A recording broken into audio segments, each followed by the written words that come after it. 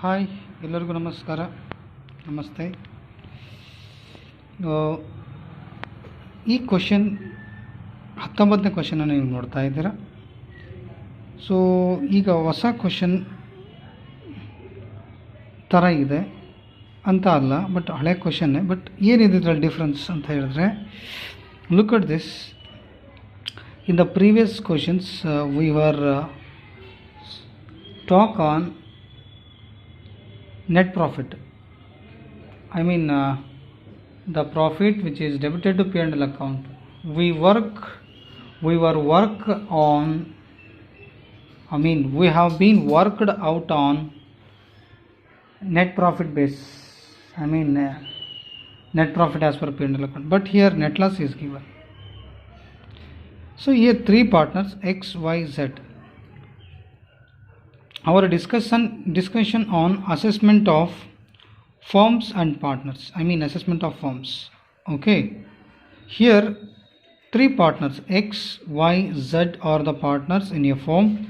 Z is non-working partner. X and Y are working partners.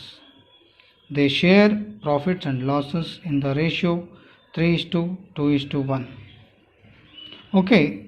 Ratios doesn't works. Ratios use ಆಗಲ್ಲ.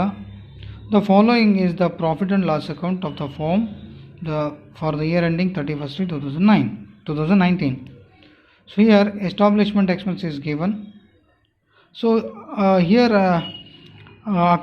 regarding establishment expenses, one adjustment is given below the P&L account. Look at this.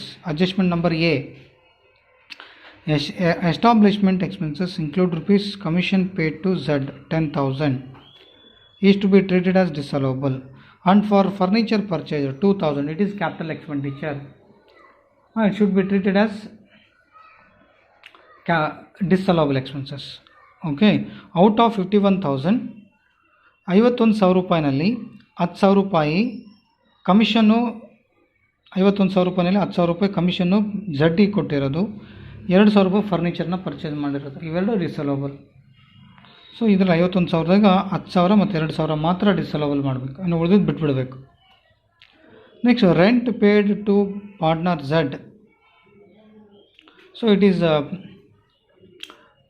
Not treated as disallowable expenses, it is treated as allowable expenses. So ಇದು ಬರೋಲ್ಲ. Next salary to partner. So disallowable ಮಾಡಬೇಕು. Next here X and Y.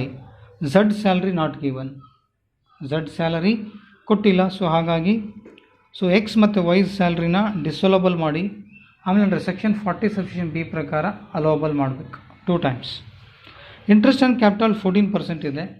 In case interest on capital instead of 14%, if 4% is given, ಅಂದರೆ 14% ಬದಲಾಗಿ 4%, 8%, 10%, 12% ಇದ್ದರೆ ತೊಗೊಳಕ್ಕೆ ಬರೋಲ್ಲ. More than 12% ಇದ್ದರೆ ತೊಗೋಬೋದು. If it is exactly 12%, should not taken into account. Example, interest on capital 14% ಇದೆ, ಇದ್ರ ಬದಲಾಗಿ 10% ಕೊಟ್ಟರೆ ಕನ್ಸಿಡರ್ ಮಾಡಲೇಬಾರ್ದು. Should not be considered because interest on capital should not exceed at the rate of 12% per annum under section 40 subsection B. 40 subsection B ಪ್ರಕಾರ interest on capital ಮತ್ತು under section along with some conditions under section 184 conditions ಪ್ರಕಾರ 12% ಒಳಗಡೆ ಇದ್ದರೆ interest on capital exact 12% ಅಥವಾ 10%, 11% ಇದ್ದರೆ interest on capital ತೊಗೊಳ್ಳೇಬಾರ್ದು, ಬಿಟ್ಬಿಡಬೇಕು. It's totally exempted from tax. So here 14% is given. So excess is 2%. So 1,400 into 2 divided by 14, 5,600 into 2 by 14, 7,000 into 2 divided by 14. So maximum limit 12%. So here 14% is given. Excess is how much? 2. So 14 minus 12. So so maximum limit 100% ಅಂದಾಗ ಇಲ್ಲಿ 14% ಇದೆ. So access 2% ಜಾಸ್ತಿ ಆಯಿತು. ಹಾಗೆ 2/14 into 1400, 2/14 into 5600, 2/14 into 7000 ಮಾಡಿದ್ರೆ ನಿಮಗೆ excess of amount ಅದೇ ಬರುತ್ತೆ. So amount the balance will be disallowable expenses. Profession tax should be allowed under salary, but here not to be taken into consideration. Income tax disallowable expenses, right mark. Income tax provision disallowable. Loss on sale of machinery disallowable. Depreciation, so loss on sale of machinery, look at this one adjustment B adjustment ನೋಡಬೇಕು. B adjustment ಸಂಬಂಧಪಟ್ಟಂಗೆ machinery which is sold during the previous year for rupees 10,000 was of the written down value of rupees 15,000 as on 1/4/2018, and this was the only asset in that of block of assets. 10,000 ರೂಪಾಯಿ ಇರೋ machinery return down value depreciation 15,000 ರೂಪಾಯಿ ಇದೆ. So sale ಮಾಡಿದ್ದು 10,000 ರೂಪಾಯಿಗೆ, but return down value 15,000 ಅಂದರೆ 5,000 loss. 5,000 loss ಅಂದರೆ ಅರ್ಥ 15,000 ರೂಪಾಯಿ ಮಷಿನರಿ 10,000 ರೂಪಾಯಿ ಮಾರಾಟ ಆಗಿದೆ ಅಂತ ಅರ್ಥ. 5,000 loss. The loss is loss on sale of machinery which is debited to P&L account. The short term capital loss. First we have to taken as a disallowable expenses after put under income from capital gains. First disallowable expense ಅಂತ ತೋರಿಸ್ಬೇಕು, ಆಮೇಲೆ capital ಗೇನ್ಸಲ್ಲಿ ಲಾಸನ್ನು 5,000 ಲಾಸನ್ನು shown ಮಾಡಬೇಕು.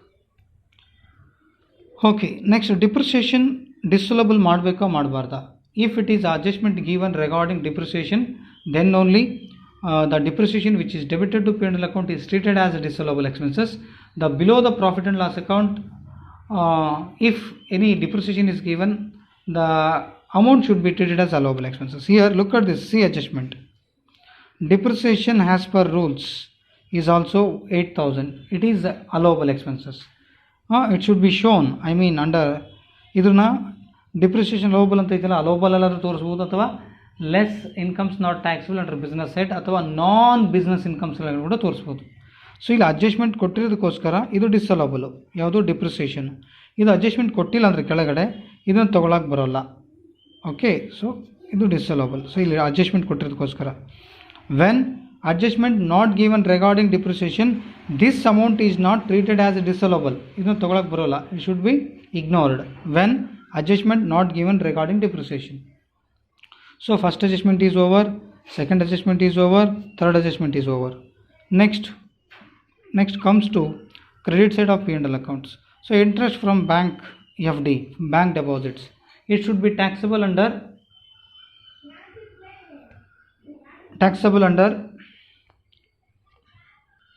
business, I mean incomes not taxed in business head after it's shown other sources. Next, interest on government securities, it is the taxable under business, I mean less incomes not taxed on business head ORR non business income. ಇವೆರಡನ್ನು ಬಿಸ್ನೆಸ್ನಲ್ಲಿ ನಾನ್ business incomes ಅಂತೇಳಿ minus ಮಾಡಿ ಆಮೇಲೆ other ಸೋರ್ಸಲ್ಲಿ ತೋರಿಸ್ಬೇಕು. So here every question had I mean previous question had net profit, but this question has net loss, I mean minus 30,000. ಇಲ್ಲಿ ಈ ಥರ ಬಂದಾಗ net profit ಬಂದರೆ ಆ್ಯಡ್ ಡಿಸಲೋಬಲ್ ಅಂತ ಮಾಡ್ತಿದ್ರಿ. When net profit is given then next step is add disallowable, but here net loss is given. Instead of add disallowable less disallowable, ಅಂದರೆ disallowable add ಅಂತ ಮಾಡ್ತಿದ್ರಲ್ಲ ಅದ್ರ ಬದಲಾಗಿ ಇವಾಗ ಡಿಸಲೋಬಲ್ ಎಕ್ಸ್ಪೆನ್ಸನ್ನು ಆ್ಯಡ್ ಮಾಡೋ ಬದಲಾಗಿ ಲೆಸ್ ಮಾಡಬೇಕು. Because net loss is given minus 30,000. Gross profit ಅನ್ನು ತೊಗೊಳಕ್ಕೆ ಬರೋಲ್ಲ. This is the question.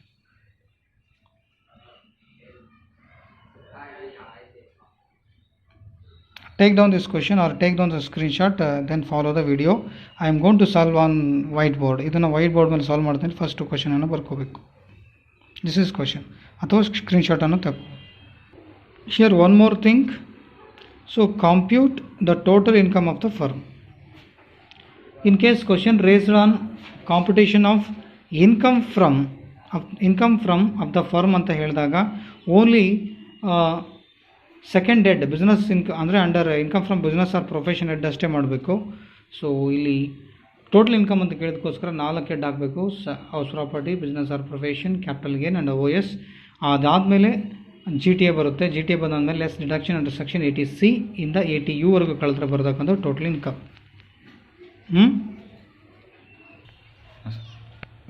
Just ಕ್ವಶನನ್ನು ಎಕ್ಸ್ಪ್ಲೇನ್ ಮಾಡಿದ್ದೀನಿ. ಕ್ವಶನನ್ನು ಬರ್ಕೊಳ್ಳಿ. ನೆಕ್ಸ್ಟ್ ಈ ವಿಡಿಯೋನ ಫಾಲೋ ಆಗಿ ಈಸಿಯಾಗಿ ಅರ್ಥ ಆಗುತ್ತೆ. First take down the question, then follow the solution which I wrote on the whiteboard. So here look at the whiteboard. Here total income of the firm 2019-20. When question raised on total income of the firm, first head income from house property. Here income from house property is not given. Usually where it is provided, where it is usually find,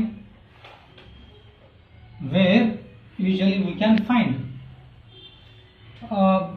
in any properties like house property or other sources or capital gain, which always shown in the question on the P&L account of P&L on the credit side of P&L account. P&L account ಅಲ್ಲಿ ಎಲ್ಲಿ ನಾವು income from house property ಅನ್ನು ಕಂಡುಹಿಡಿಯಬಹುದು ಅಂದರೆ profit and loss account ಅಲ್ಲಿ credit ಸೈಡಲ್ಲಿ ಇರ್ತದೆ. Capital gain ಇರ್ಬೋದು ಮತ್ತು ಅದರ್ ಸೋರ್ಸಸ್ ಇರ್ಬೋದು, ಅವೆಲ್ಲ ಇನ್ಕಮ್ಸು P&L ಅಕೌಂಟಲ್ಲಿ ಕ್ರೆಡಿಟ್ ಸೈಡ್ ಇರ್ತದೆ. ಸೊ ಈ total income of the firm ಅಂತ ಬಂದ್ಕೊಳ್ಳಿ. ಫಸ್ಟ್ ಹೆಡ್ ಹೌಸ್ ಪ್ರಾಪರ್ಟಿ ಇಲ್ಲಿ ಕೊಟ್ಟಿಲ್ಲ. ಇಲ್ಲಿ ಎಲ್ಲಿರುತ್ತೆ ಸರ್ ಕ್ವಶನಲ್ಲಿ ಅಂದಾಗ, question of profit and loss ಅಕೌಂಟ್ನ ಕ್ರೆಡಿಟ್ ಸೈಡಲ್ಲಿ ಯಾವ ರೀತಿ ಕೊಟ್ಟಿರ್ತಾನೆ, rent from house property or let out property ಅಂತ ಕೊಟ್ಟಾಗ ಸಾಮಾನ್ಯವಾಗಿ ಅದನ್ನು ಇನ್ಕಮ್ ಫ್ರಮ್ ಹೌಸ್ ಪ್ರಾಪರ್ಟಿ ಮಾಡಬೇಕು. ಹೆಂಗೆ, ಯಾವ ರೀತಿ ಅಂದರೆ let out from house property less municipal tax, ಆಮೇಲೆ ಮುನ್ಸಿಪಲ್ ಟ್ಯಾಕ್ಸ್ ಮೈನಸ್ ಮಾಡಿದ್ಮೇಲೆ ಬರ್ತಕ್ಕಂಥದ್ದು. ಇನ್ ಕೇಸ್ ಮುನ್ಸಿಪಲ್ ಟ್ಯಾಕ್ಸ್ ಕೊಟ್ಟಿಲ್ಲ ಅಂದರೂ ಕೂಡ ನಿಲ್ ಹಾಕಿ ಬರೋ ಅಮೌಂಟ್ ಆ್ಯನ್ಯುವಲ್ ವ್ಯಾಲ್ಯೂ ಬಂದಮೇಲೆ ಅಂಡರ್ ಸೆಕ್ಷನ್ 24 ಪ್ರಕಾರ ಸ್ಟ್ಯಾಂಡರ್ಡ್ ಡಿಡಕ್ಷನ್ ಮಾಡಬೇಕು. ಸ್ಟ್ಯಾಂಡರ್ಡ್ ಡಿಡಕ್ಷನ್ ಮಾಡಿದ್ಮೇಲೆ ಬರ್ತಕ್ಕಂಥ ಜೊತೆಗೆ ಇಂಟ್ರೆಸ್ಟ್ ಆನ್ವಲ್ ಇದ್ರೆ ಮೈನಸ್ ಮಾಡಿ ಬರ್ತಕ್ಕಂಥ amount let out property, I mean income from let out property. So this is the procedure. That procedure we were learnt BCom 5th semester.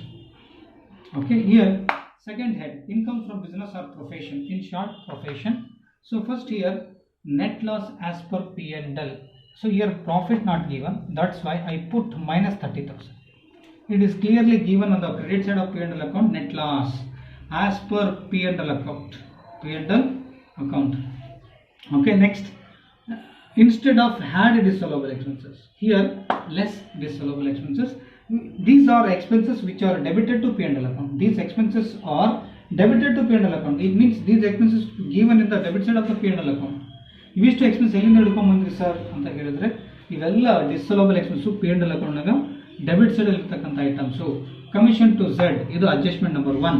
Furniture purchased adjustment number 1 ಅಂದರೆ establishment expenses included ಅಂತ ಏನಿದೆ first adjustment. So ಅದರಲ್ಲಿ ಇರ್ತಕ್ಕಂಥ 10,000 2,000. Next salary paid to Z, salary paid to X, salary paid to Y. Here Z ಅನ್ನೋನು, here 3 partners X, Y, Z. Z is a non-working partner, ಕ್ರಿಯಾಶೀಲ ಪಾಲುಗಾರ ಅಲ್ಲ ಅವನು. So ಹಾಗಿದ್ದಾಗ ಕ್ರಿಯಾಶೀಲ ಪಾಲುಗಾರರು ಇಲ್ಲಿ ಇಬ್ಬರು ಇದ್ದಾರೆ, X ಮತ್ತು Y. ಸೊ ಇವು X ಮತ್ತು Y ಅಂದಾಗ ಇವರಿಬ್ಬರದ್ದು ನಾವು X ಮತ್ತು Yದು ಸ್ಯಾಲರಿ, ಕಮಿಷನ್, ಬೋನಸ್ ಏನಾದರೂ ಇದ್ದರೆ ಇಲ್ಲಿ ಹ್ಯಾಡ್ ಮಾಡಿದ್ದಲ್ಲದೆ ಮತ್ತೆ ಅಂಡರ್ ಸೆಕ್ಷನ್ 40 ಸಬ್ಸೆಕ್ಷನ್ B ಪ್ರಕಾರ ಮತ್ತೆ ಅಲ್ಲಿ ಲೆಸ್ ಅಲೋಬಲ್ ಅಂತ ತೋರಿಸಬೇಕು. ಬಟ್ ಇವಿಷ್ಟು disallowable expenses. So salary to X, salary to Y ಆಯಿತು. ನೆಕ್ಸ್ಟ್ ಇಂಟ್ರೆಸ್ಟ್ ಆನ್ ಕ್ಯಾಪಿಟಲ್ 14% ಇದೆ. ಎಕ್ಸಸ್ ಎಷ್ಟು ಅಂದರೆ ಎಕ್ಸಾಕ್ಟ್ ಮ್ಯಾಕ್ಸಿಮಮ್ ಲಿಮಿಟ್ ಎಷ್ಟು ಅಂತ ಹೇಳಿದ್ರೆ 12%. 12% ಎಕ್ಸಸ್ ಅಂತ ಹೇಳಿದಾಗ ಇಲ್ಲಿ 14% ಇದೆ. ಸೊ 14ಅಲ್ಲಿ 12% ನಾವು ಮೈನಸ್ ಮಾಡಿದ್ರೆ ಮ್ಯಾಕ್ಸಿಮಮ್ ಲಿಮಿಟು. ಎಕ್ಸಸ್ ಎಷ್ಟಾಯಿತು, 2 ಆಯಿತು. ಸೊ ಹಾಗಾಗಿ 2/14 ಇದು P&L ಅಕೌಂಟಲ್ಲಿ ಕೊಟ್ಟಿರ್ತಕ್ಕಂಥದ್ದು. These are the items which are provided in P&L account on the debit side. So 1,400 2/14, 5,600 2/14, 7,000 into 2/14. These are the excessive amount 200, 800, 1,000 has to be taxable because it is clearly given that interest on capital at 14%. So maximum limit was 12%, but here 14% is given. So that's why excess of 2% is to be disallowed as per the IT Act 1961 under section 40 subsection D along with conditions 184. Okay, these are disallowable. 200 plus 800 plus 1,000 is disallowable 2,000. Next, income tax paid 10,000 is given in P&L account. Provision for income tax is also disallowable. Next, loss on sale of machinery. It is a short-term capital loss. It's given in adjustment number B. Adjustment number 2 or B. So it is a capital loss. I mean short-term capital loss according to this question. So here first it should be treated as disallowable. ಇವೆಲ್ಲ ಡಿಸೋಲಬಲ್ expenses. First ಇದನ್ನು ಡಿಸೋಲಬಲ್ ಅಂತ ಮಾಡಿ ಆಮೇಲೆ short term capital loss ಅಂತ ಪರಿಗಣಿಸಬೇಕು. ಏನಕ್ಕೆ ಆ ಥರ ಅಂತ ಹೇಳಿದ್ರೆ ಕ್ಲಿಯರ್ ಆಗಿ ಒಂದು ಅಡ್ಜಸ್ಟ್ಮೆಂಟ್ ಕೊಟ್ಟನ, ಅಡ್ಜಸ್ಟ್ಮೆಂಟ್ ನಂಬರ್ 2 ಅಥವಾ ಬಿ. ಸೊ ನೆಕ್ಸ್ಟ್ ಇಲ್ಲಿ ಡಿಪ್ರಿಸಿಯೇಷನ್ P&L ಅಕೌಂಟಲ್ಲಿ ಇರೋದನ್ನು ಹಾಕಿದ್ದೀನಿ. ಇನ್ ಕೇಸ್ ಇದು ಡಿಪ್ರಿಸಿಯೇಷನ್ ಕೆಳಗಡೆ ಒಂದು ಅಡ್ಜಸ್ಟ್ಮೆಂಟ್ ಕೊಟ್ಟಿರೋದಕ್ಕೋಸ್ಕರ P&L ಅಕೌಂಟ್ ಇರೋದು ಡಿಪ್ರಿಸಿಯೇಷನ್ ಡಿಸೋಲಬಲ್ ಮಾಡೀನಿ. In case if it is not given adjustment regarding depreciation below the profit and loss account, it should not be treated as disallowable expenses. Okay, so depreciation adjustment ಅಲ್ಲಿ ಕೊಟ್ಟಿರೋದಕ್ಕೋಸ್ಕರ P&L account ಇರೋದು ಡಿಸಲ್ಲೋಬಲ್, ಕೆಳಗಡೆ adjustment ಅಲ್ಲಿ ಕೊಟ್ಟಿರೋದು ಇಲ್ಲಿ ನಾನು allowable ಆಗಿ ತೋರಿಸಿದ್ದೀನಿ. Okay, ಈಗ ಇಲ್ಲಿ next these are the disallowable expenses. So 10,000, 2,000, 40,000, 20,000, 2,000, 10,000, 10,000, 5,000, 8,000. Total will be 1,07,000. These ಅಂದರೆ ಈ ಅಮೌಂಟನ್ನು ನಾವು ಆ್ಯಡ್ ಮಾಡಬೇಕಾಗಿತ್ತು. ಆ್ಯಡ್ ಮಾಡೋ ಬದಲಾಗಿ ಲೆಸ್ ಅಂತ ಬರ್ತಿದ್ದೀನಿ, ಬಟ್ ಇವೆಲ್ಲ plus balance. These are plus amounts. So this is the minus value. I mean minus 30,000. Here minus amount I wrote here. I mean I post here. I paste there 30,000. Here minus 30,000 plus 1,07,000. So whichever is higher, plus sign amount is higher than minus sign amount. Minus sign. Okay, here 1,07,000 is the positive amount. Here negative amount. 1,07,000 minus 30,000, 77,000 is loss converted into profit. Loss ಇರೋದು profit ಆಗಿ convert ಆಯಿತು. ಯಾಕಂದರೆ ಇದು add ಡಿಸೋಲಬಲ್ ಅಂತ ಬರೀತಾ ಇದ್ವಿ, ಇಲ್ಲಿ ಲೆಸ್ಸಲಬಲ್ ಅಂತ ಲೆಸ್ ಅಂತೇಳಿ ಡಿಸೋಲಬಲ್ ಬರ್ತಿದ್ವಿ. ಮತ್ತು ಇವೆಲ್ಲ ಎಂಥ ಬ್ಯಾಲೆನ್ಸು? Plus balance. ಅದು ಹೇಗೆ ಸರ್ ಅಂದರೆ ಪ್ರಾಫಿಟ್ ಆ್ಯಂಡ್ ಲಾಸ್ ಅಕೌಂಟಲ್ಲಿ ಡೆಬಿಟ್ ಸೈಡ್ ಕೊಟ್ಟಿದ್ದಾನೆ. Debit all expense and losses as per nominal account pure method. ನಮ್ಮ ಇದಕ್ಕೆ ಅಕೌಂಟೆನ್ಸಿಗೆ ಹೋದರೆ ಸೊ ನಾಮಿನಲ್ ಅಕೌಂಟ್ ಪ್ರಕಾರ these are debit and loss, debit all expenses and losses. So ಈಗ ಇವು plus balance ಇರೋದ್ರಿಂದ ಈ 1,07,000 ರೂಪಾಯಿನಾಗ 30,000 ರೂಪಾಯಿ ಇದು ಮೈನಸ್ ಇದೆ. ಸೊ ಇದು ಪ್ಲಸ್ ಇದೆ. ಹಾಗಾಗಿ ಇದು ಕಳೆದಾಗ ಇದು ಲಾಸ್ ಇರೋದು, ನೆಟ್ ಲಾಸ್ ಇರೋದು ಪ್ರಾಫಿಟ್ ಆಗಿ ಕನ್ವರ್ಟ್ ಆಯಿತು. Loss converted into profit. Next step less allowable. Less in case here loss occurred or incurred. Example ಇಲ್ಲಿ 27,000 ಆಯಿತು ಅಂತ ಅಂದ್ಕೊಳ್ಳಿ. In case instead of 1,07,000, if it would be 27,000 instead of 1,07,000, it would be 27,000. So balance will be minus 3,000. Minus 3,000. How minus 3,000 ಆಗುತ್ತೆ? Next ಈ minus 3,000 ಇಲ್ಲಿ less allowable. Instead of less ಏನು ಮಾಡಬೇಕು ಅವಾಗ? ಆ್ಯಡ್. ಇನ್ಸ್ಟೆಡ್ ಆಫ್ ಏನು? Add. ಗೊತ್ತಾಯ್ತಾ point? minus 30,000. Here instead of 1,07,000 ರೂಪಾಯಿ ಬದಲಾಗಿ 27,000 ಬಂದಿದ್ರೆ ಇದೇ ಪ್ಲಸ್ ಅಮೌಂಟ್ ಅಂತ ಅಂದ್ಕೊಳ್ಳಿ. ಈ ಮೈನಸ್ಸು ಪ್ಲಸ್, ಇಲ್ಲಿ ದೊಡ್ಡ ಅಮೌಂಟು ಮೈನಸ್ ಇದೆ. ಸೊ ಮೈನಸಲ್ಲಿ ಮೈನಸ್ ಅಮೌಂಟಲ್ಲಿ ಪ್ಲಸ್ ಅಮೌಂಟ್ 27,000 ಮೈನಸ್ 3,000 ಬರ್ತದೆ. ಅವಾಗ ಏನಾಗುತ್ತೆ? ಸೊ ಇಲ್ಲಿ ನೆಕ್ಸ್ಟ್ ಸ್ಟೆಪ್ ಏನಿದೆ, ಲೆಸ್ ಮಾಡೋದನ್ನ ಹ್ಯಾಡ್ ಮಾಡಬೇಕಾಗ್ತಿತ್ತು. ಲಾಸ್ ಆಗಿದ್ರೆ, ಇಲ್ಲಿ ಲಾಸ್ ಬಂದಿದ್ರೆ, ಇಲ್ಲಿ ಮೈನಸ್ 3,000 ಲಾಸ್ ಬಂದಿದ್ರೆ ಇಲ್ಲಿ ಲೆಸ್ ಮಾಡೋ ಐಟಮ್ಸನ್ನು ಆ್ಯಡ್ ಮಾಡಬೇಕಾಗ್ತಿತ್ತು. ಬಟ್ ಆ ಥರದ ಪೊಸಿಷನ್ ಇಲ್ಲ ಇಲ್ಲಿ. ಸೊ ಹಾಗಾಗಿ ಇದನ್ನು ಇಗ್ನೋರ್ ಮಾಡೋಣ. ಸೊ ಇದನ್ನು ಬಿಡೋಣ ಈಗ ಸದ್ಯ. So next step, so here less allowable expenses. Usually which are the expenses treated as allowable expenses as per the IT rule.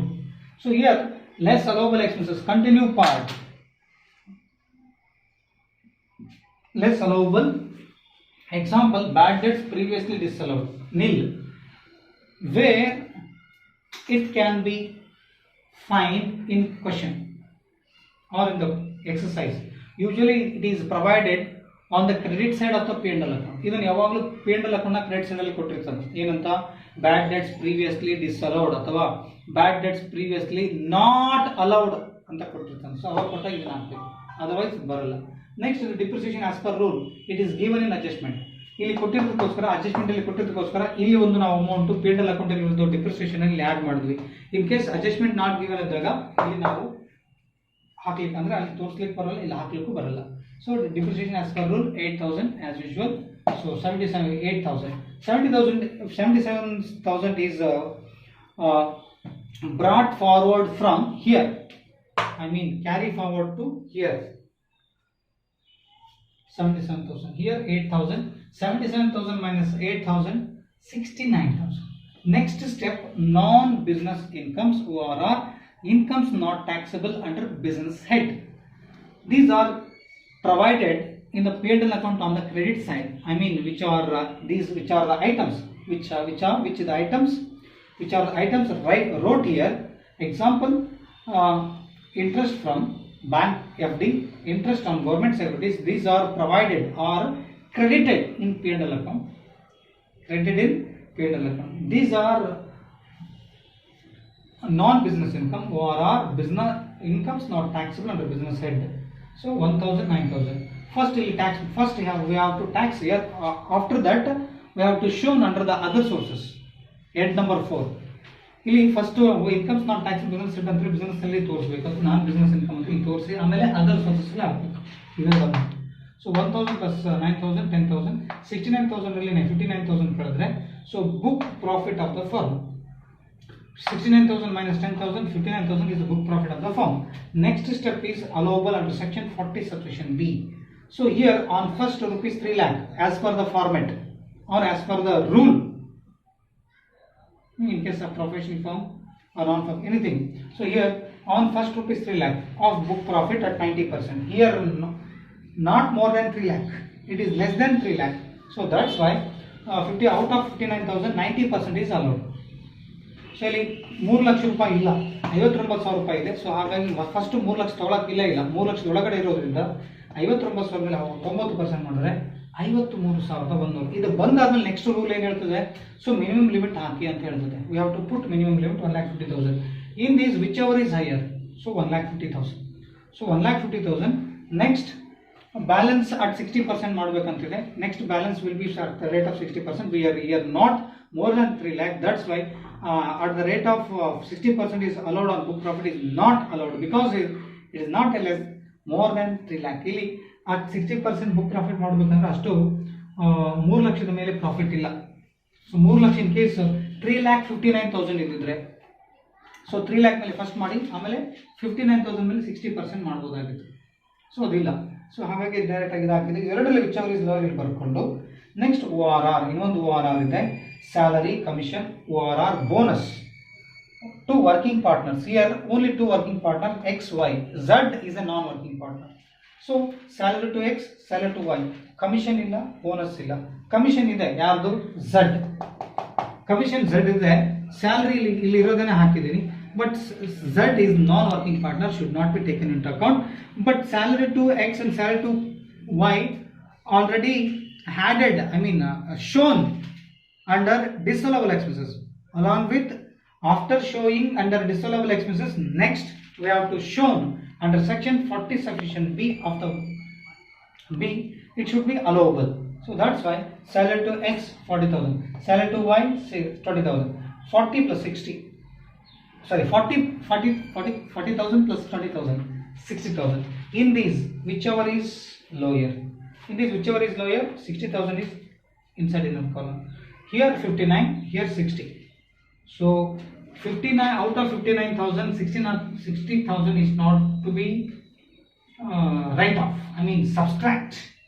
So that's why 59,000 ರೂಪಾಯಿನಲ್ಲಿ 60,000 ಹೋಗಲ್ಲ. ಸೊ ಇದನ್ನ ಇಲ್ಲಿ ವಿಚ್ ಇಸ್ ಹೈಯರ್ ತಗೊಂಡು 1,50,000 ರೂಪಾಯಿ ಮಾಡ್ಕೊಂಡ್ವಿ ಅಂದರೆ ಇದು ಮಾಡಿದ ಕೂಡಲೇ ಮಿನಿಮಮ್ ಲಿಮಿಟ್ ಇಷ್ಟು ಹಾಕ್ಕೊಳ್ತೀವಿ.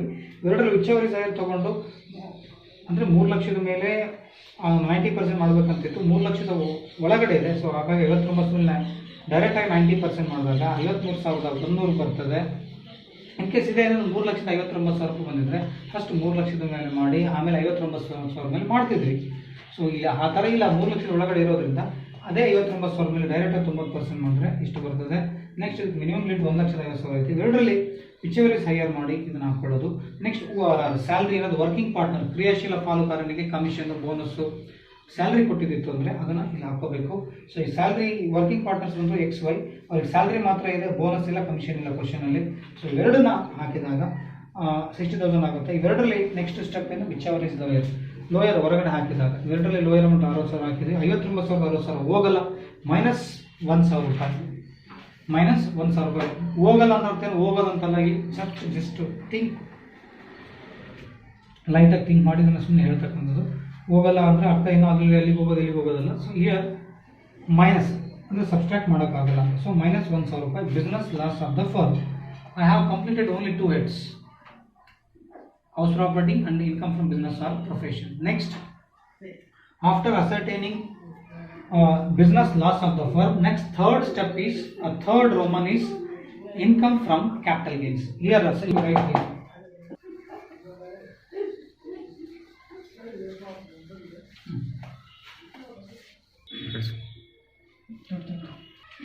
Okay, next third head, income from capital gains. Under income from capital gains, the question had regarding short-term capital gain. The question included on short-term capital gains. So here, short-term capital gain or loss. Here, sale proceeds of machinery 10,000 less WDV written down value on 1/4/2018. So 15,000. This information is included adjustment number 2. Look at the adjustment number 2 in the question, then you can find this short-term capital gain treatment or regarding short-term capital gain or loss. So here sale proceeds of machinery is 10,000, adjustment number 2, but written down value on 1/4/2018 15,000. ಅಂದರೆ machinery value 10,000 ರೂಪಾಯಿ ಇದೆ ಮಾರಾಟ ಮಾಡಿದ್ದು, but ಅದು return down value 15,000 ರೂಪಾಯಿ. 15,000 ರೂಪಾಯಿ machinery ವ್ಯಾಲ್ಯೂವನ್ನು 10,000 ರೂಪಾಯಿ ಮಾರಾಟ ಮಾಡಿದ್ರೆ 5,000 ರೂಪಾಯಿ ಲಾಸ್ ಆಯಿತು. ಇದನ್ನು ಡಿಸಲಬಲ್ ಕೂಡ ಮಾಡಿದ್ವಿ. We have put under disallowable expenses like loss on sale of machinery. That loss is short-term capital loss. It is given in adjustment number 2 of the question. In the question, any loss occurred or incurred regarding short-term capital loss or long-term capital loss, it should not be set off any other head of income. It means under section 70 of IT Act 1961, any losses incurred on short-term or long-term should not be set off other head of income like salary, house property, business or profession and other sources. ಅಂದರೆ under section 70 ಪರಿಚ್ಛೇದ 70 ಆದಾಯ ತೆರಿಗೆ ಕಾಯ್ದೆ 1961 ಪ್ರಕಾರ ಈ short term capital loss long term capital loss ಏನಾದರೂ ಬಂದರೆ ಅದನ್ನು ಅದೇ ಹೆಡ್ಡಲ್ಲಿ ಮೈನಸ್ ಮಾಡಬೇಕು. ಅಂದರೆ ಮೇಲೆ ಯಾವುದೋ ಪ್ಲಸ್ ಬ್ಯಾಲೆನ್ಸ್ ಇತ್ತು, ಹೌಸ್ ಪ್ರಾಪರ್ಟಿಯಿಂದ ಇನ್ಕಮ್ ಪ್ಲಸ್ ಬ್ಯಾಲೆನ್ಸ್ ಇತ್ತು, ಬಿಸ್ನೆಸ್ಸಲ್ಲಿ ಇನ್ಕಮ್ ಫ್ರಮ್ ಬಿಸ್ನೆಸ್ ಬಂದಿತ್ತು, ಅದರ್ ಸೋರ್ಸಲ್ಲಿ ಇನ್ಕಮ್ ಫ್ರಮ್ ಅದರ್ ಸೋರ್ಸಸ್ ಕೂಡ ಬಂದಿತ್ತು. ಆ ಮೈನಸ್ ಬ್ಯಾಲೆನ್ಸನ್ನು ಬೇರೆ 4 ಯಾವುದಾದ್ರೂ ಹೆಡ್ ಕೆಳಗಡೆ ಮೈನಸ್ ಮಾಡೋಂಗಿಲ್ಲ, ಅದನ್ನು ಇನ್ನರ್ ಕಾಲಮ್ನಲ್ಲಿ ಹಾಕಲೇ ಬಿಡಬೇಕು. ಈ ಎಕ್ಸಾಂಪಲ್ ಇಲ್ಲಿ ಮೈನಸ್ ಬಿಸ್ನೆಸ್ ಲಾಸ್ 1,000 ರೂಪಾಯಿ ಬಂದಿದೆ, ನೀವು ಇಲ್ಲಿ ನೋಡಿದ್ರಿ ಆಲ್ರೆಡಿ. ಇಲ್ಲಿ business loss of the firm ಇದನ್ನು ಔಟರ್ ಕಾಲಮ್ನಲ್ಲಿ ಹಾಕಿದ್ದೀನಿ, ಇದನ್ನು ಅಲ್ಲಿಂದ ಇಲ್ಲಿ ತೊಗೊಂಬಂದು ಈ ಔಟರ್ ಕಾಲಮ್ನಲ್ಲಿ ಹಾಕಿದ್ದೀನಿ. ಇದನ್ನು ಬೇಕಾದರೆ ಈ 10,000 ರೂಪಾಯಿದಾಗ 1,000 ರೂಪಾಯಿ ಕಳಿಬೋದು, ಬಟ್ ಇದನ್ನು ಕಳಿಯೋಕ್ಕೆ ಬರಲ್ಲ. ಯಾಕಂದರೆ ಅದು ಅಂಡರ್ ಸೆಕ್ಷನ್ 70 ಪರಿಚ್ಛೇದ 70 1961 ಕಾಯ್ದೆ ಏನು ಹೇಳ್ತದೆ, ಶಾರ್ಟ್ ಟರ್ಮ್ ಕ್ಯಾಪಿಟಲ್ ಲಾಸನ್ನು ಲಾಂಗ್ ಟರ್ಮ್ನಲ್ಲಿ ಕಳಿಬೋದು. ಶಾರ್ಟ್ ಟರ್ಮ್ ಕ್ಯಾಪಿಟಲ್ ಲಾಸನ್ನು ಇದ್ರ ಕೆಳಗಡೆ ಏನಾದರೂ ಲಾಂಗ್ ಟರ್ಮ್ ಕ್ಯಾಪಿಟಲ್ಗೆ ಬಂದಿದ್ದರೆ ಈ 5,000 ರೂಪಾಯಿನ ಅದರ ಮೈನಸ್ ಮಾಡ್ಬೋದಾಗಿತ್ತು. ಬಟ್ ಇಲ್ಲಿ ಲಾಂಗ್ ಟರ್ಮ್ ಕ್ಯಾಪಿಟಲ್ ಲಾಸನ್ನು ಶಾರ್ಟ್ ಟರ್ಮ್ ಕ್ಯಾಪಿಟಲ್ ಗೇನಲ್ಲಿ ಕಳಿಯೋಕ್ಕೆ ಬರಲ್ಲ. ಸೊ ಇದು ರೂಲು. ಸೊ ಅದೇ ಥರ ಇಲ್ಲಿ ಲಾಸ್ ಇನ್ನರ್ ಕಾಲಮ್ನಲ್ಲಿ ಹಾಕಿನ ಔಟರ್ ಕಾಲಮ್ನಲ್ಲಿ ಪೇಸ್ಟ್ ಮಾಡೋಕ್ಕೆ ಹೋಗಿಲ್ಲ. ಯಾಕೆಂದರೆ in case this should be set off against either long term capital gain or short term capital gain. ಇದನ್ನು ಕ್ಯಾಪಿಟಲ್ ಗೇನಲ್ಲೇ ಕಳಿಬೇಕು, ಬೇರೆ ಹೆಡ್ಸಲ್ಲಿ ಕಳಿಯೋಕ್ಕೆ ಬರಲ್ಲ. ಎಕ್ಸಾಂಪಲ್ ಇಲ್ಲಿ interest income from other sources 10,000 ರೂಪಾಯಿ ಪ್ರಾಫಿಟ್ ಪ್ಲಸ್ ಬ್ಯಾಲೆನ್ಸ್ ಬಂದಿದೆ. ಈ ಪ್ಲಸ್ಸಲ್ಲಿ 5,000 ರೂಪಾಯಿ ಮೈನಸ್ ಮಾಡೋಂಗಿಲ್ಲ, ಅದನ್ನು ಇನ್ನರ್ ಕಾಲಮ್ನಲ್ಲಿ ಹಾಕಿನೇ ಬಿಡಬೇಕು. ಮತ್ತು ಇದನ್ನ ಎಲ್ಲಿವರೆಗೂ ಇನ್ನರ್ ಕಾಲಮ್ನಲ್ಲಿ ಹಾಕಿ ಬಿಡ್ಬೋದು ಅಂದರೆ 4 years. ಎಷ್ಟು? 4 yearsವರೆಗೂ. I mean not 4 years, it's 8 years. 8 years. Short term capital loss, long term capital loss inner column ಎಲ್ಲ ಹಾಕಿ ಎಲ್ಲಿವರೆಗೂ ಕ್ಯಾರಿ ಫಾರ್ವರ್ಡ್ ಮಾಡ್ಬೋದು 8 ಇಯರ್ಸ್ 8 ಅಸೆಸ್ಮೆಂಟ್ ಇಯರ್ಸ್ 8 ಅಸೆಸ್ಮೆಂಟ್ ಇಯರ್ವರೆಗೂ ಇನ್ನರ್ ಕಾಲಮ್ ಲೆಕ್ಕ ಅಂತಲೇ ಹೋಗ್ಬೋದು. ನೆಕ್ಸ್ಟ್ ಇಯರ್ಗೂ ಅದೇ ಥರ inner column. So these are the points to be noted. So that's why put it inner column. Next fourth head income from other sources. So interest from bank FD, interest on government securities. These are provided in credit side of P&L account. These are taxable, I mean deducted here under business head, less non-business incomes, ORR, less incomes not taxable under business head. ಅಲ್ಲಿನೂ ಹಾಕಬೇಕು. ಅಲ್ಲಿ ಹಾಕಿದ್ಮೇಲೆ next ಇಲ್ಲಿ disclose ಮಾಡಿ ತೋರಿಸಬೇಕು. 1000 interest from bank FD, interest on government securities 1000 plus 9000 10,000. 10,000 is treated as income from other sources. So inner column in the outer column. So inner column to outer column. Next 4 heads over.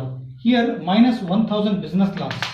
Here business loss of the firm 1000 is carried forward here. I mean brought over here 1000 here plus 10,000.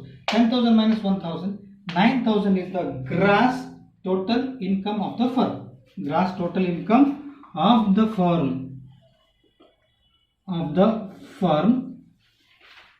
Next, less deduction under section 80C to 80U. Here no, usually here 80C doesn't allow, I mean doesn't comes, but as usual, as per the chapter number 6A, some deductions are usually put like this. ಅಂದರೆ chapter number 6A ಅನ್ನೋದ್ರ ಪ್ರಕಾರ ಕೆಲವೊಂದು ಈ ಥರ deductions ಬರೀಬೇಕು. But ಇವು ATC actually ಇಲ್ಲಿ ಬರಲ್ಲ. ಇದರಲ್ಲಿ ಫಾರ್ಮ್ನಲ್ಲಿ ಬರೋದೇ ಇಲ್ಲ ATCಸು. ಬಟ್ ಇಲ್ಲಿ ನಾಮಕಾವಾಸ ಪರ್ಪಸ್ ಡಿಡಕ್ಷನ್ ಪರ್ಪಸ್ಸು ಇದನ್ನು ಬರೆದಿದ್ದೀನಿ. ATC to 80U nil. The balance will be total income of the firm. So this is the way of calculating total income of the firm. Regarding this solution, if you have any queries, any doubts, doubts or clarification, if you need, please put mail to me. My email ID akimaruthi@gmail.com. So if you like this presentation or video, please share and comment. Thank you. Have a nice day. Goodbye and good luck.